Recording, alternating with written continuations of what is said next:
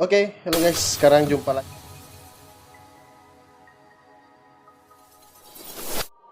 Sebuah barang produk iPhone tentunya, produk dari Apple. Jadi ini gue nggak bahas review atau apa, kita bahas harga dan spesifikasi apa aja yang didapat dari si iPhone 13 ini.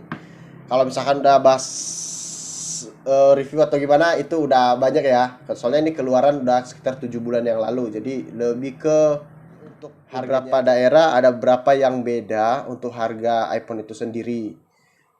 Tergantung daerah masing-masing. Kalau misalnya mungkin di luar Batam ada harganya lebih resmi, jadi kayak di Expo-nya, di box-nya semua harganya sama. Nah, untuk di Batam harganya kenapa lebih murah? Nah, ini dia guys. Jadi kalau misalnya di Batam itu iPhone biasanya jauh lebih murah dibanding dengan daerah-daerah lain, dibanding dengan Jakarta atau Bekasi atau Bandung mungkin ya. Jadi aku kurang tahu juga. Nanti bisa bedain sendiri lah ya di daerah masing-masing harganya berapa. Jadi ini aku beli iPhone 13 yang storage 256, penyimpanannya 256. Jadi yang kita dapat itu handphone. Ini handphone satu. Jadi aku ambil itu yang warna green. Ini warnanya green. Sama charger sama stiker. Stiker juga dapat. Stiker Apple-nya sama si buat kartu. Itu doang yang kita dapat dapat dari iPhone si 13 ini. Terus untuk bentuknya dan desainnya lebih ke model lama sih guys ya, tapi lebih elegan gitu. Lebih ke kayak iPhone 5, iPhone 5 apa iPhone 4 ya? iPhone 5. Nah, 5 ke 6 ke atas itu sampai ke 11 kan dia modelnya lebih apa namanya? Lebih bulat ya. Kalau misalnya ini lebih ke persegi. Jadi gue lebih suka ngeliat bentuknya aja sih. Lebih suka ngeliat bentuknya. Terus dia lebih desainnya juga lebih kecil dibanding dengan iPhone yang 11. Sama yang 12 hampir-hampir sama, tapi dia lebih kecil yang ini bukan yang mini ya, ini ada yang lebih kecilnya lagi. Nah, terus pasti ada yang nanya nih bang, kemarin kan handphonenya iPhone yang 11 tuh yang udah di review kok udah ganti lagi. Nah, kemarin handphone gua yang iPhone 11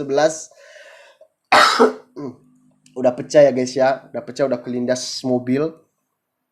Jadi ada di video yang sebelumnya, ini aku udah sebelum ini aku udah upload video. Nah, sebelum itu ini untuk iPhone 13 harganya di Batam berapa sih? Nah, kalau misalkan di box harganya segini. Ini kalau di box harganya segini ya. Nah, kalau misalkan di luar e-box atau mungkin di PS Store atau AK47, kalau di Batam itu yang kayak terkenalnya itu angka 47, PS Store, dan ada beberapa store-store lain yang terkenal. Nah, mungkin kalau misalnya teman-teman pengen belanja di Batam atau misalkan lagi berkunjung ke Batam, mungkin lebih murah kalau misalkan ke Mall Lucky Plaza. Jadi itu biasanya lebih di sana lebih murah. Untuk harga iPhone ini sendiri yang 13256 yang warna green itu sebenarnya masnya kemarin nawarnya itu seharga 15,1, 15.100.000. Jadi setelah nego-nego-nego, jadi aku ditawarin ambil yang biru sama yang putih. Kalau misalkan yang biru sama putih harganya biasanya lebih rendah, 400-an atau 300-an gitu. Nah, aku paksain ngambil yang green tapi harganya lebih rendah. Jadi ini handphone jatuhnya itu harganya segini. Maaf, kembali. Ini 14,1. Nah, ini soalnya ada aku beli silikon sama tempered glassnya juga. Jadi tempered glass sama silikonnya ini 100.000. Kalau misalkan handphonenya itu dia totalnya itu 14,1. Mungkin kalau misalkan kalian teman-teman cek di e-box atau di online shop kayak di Shopee atau Tokopedia atau Lazada, itu harga iPhone-nya itu di atas 15 yang 256 ya guys ya. Nah, kalau misalnya di Batam biasanya jauh lebih murah. Nah, tapi kalau misalnya untuk teman-teman, kalau misalkan ada teman di Batam mau nitipin atau gimana dikirimin ke luar daerah, dia biasanya sih nggak bisa ya. Kecuali kalau misalkan teman-teman ada kerabat atau saudara di Batam sekalian pulang kampung, nah kalian nitip buat beli handphone bisa, tapi dia nggak boleh lebih bawa 2 atau 3 handphone ya kalau di bandara, soalnya itu pasti dicek, dan biasanya kalau bawa kotak itu digunain pajak. Dia nggak bisa kirim via JNE atau JNT, jadi biasanya all shop di Batam itu agak sedikit kewalahan kalau misalkan melakukan online shop kayak marketnya di Shopee, Facebook. Nah, kirim keluar Batam itu agak susah soalnya ada dikenain pajak gitu, guys. Mulai dari 15%. Nah, oke guys, lanjut. Jadi di kemarin itu aku beli iPhone-nya itu pada tanggal 17 bulan 4 2022. Biasanya itu untuk garansi iPhone itu biasanya 1 tahun ya. Untuk garansi iPhone itu 1 tahun. Tetapi di garansinya itu dia 28 Maret 2023. Berarti ini garansinya udah berlaku sebelum tanggal 17/04/2022.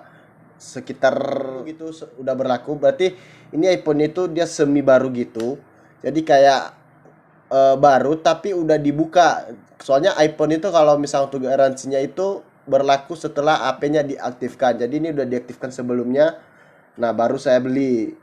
Ini jadi statusnya itu semi second gitu, tapi semi baru juga gitu. Nah, makanya mungkin harganya lebih murah seperti itu. Harganya lebih murah, jadi ini tanggal 17, sedangkan yang di sini itu garansinya itu 28 Maret 2023. Berarti ini 1 tahun harusnya 28 Maret 2022 gitu. Berarti ini ada selisih garansi setelah saya beli. Oke, next.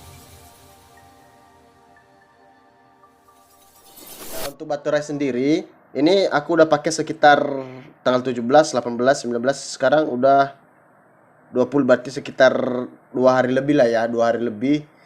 Baterainya itu masih 100% ya guys ya. Jadi ini emang kondisinya dalam kondisi baru. Jadi biasanya itu kalau misalkan di reset ulang baterainya itu 2 hari pemakaian dia otomatis turun sesuai dengan baterai yang aslinya. Tapi ini masih di stay di 100. Oke, selanjutnya untuk pengecekan email kita itu udah terdaftar di Kemenperi atau belum?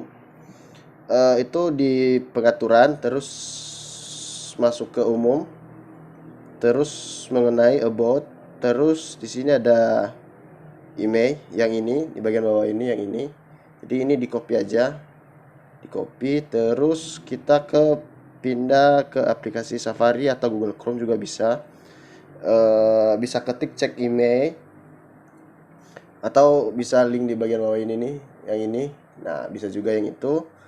Terus paste. Nah kan di sini ada spasi nih guys. Kalau misalnya ada spasi itu dia nggak bisa ngecek, jadi spasinya dihapus dulu. Jadi angkanya itu tersambung semua, jadi baru searching. Nah, emailnya terdaftar di database untuk iPhone ini dia resmi ya guys ya. Ini resmi, ini bukan gelap ya. Oke guys, sekian video dari saya.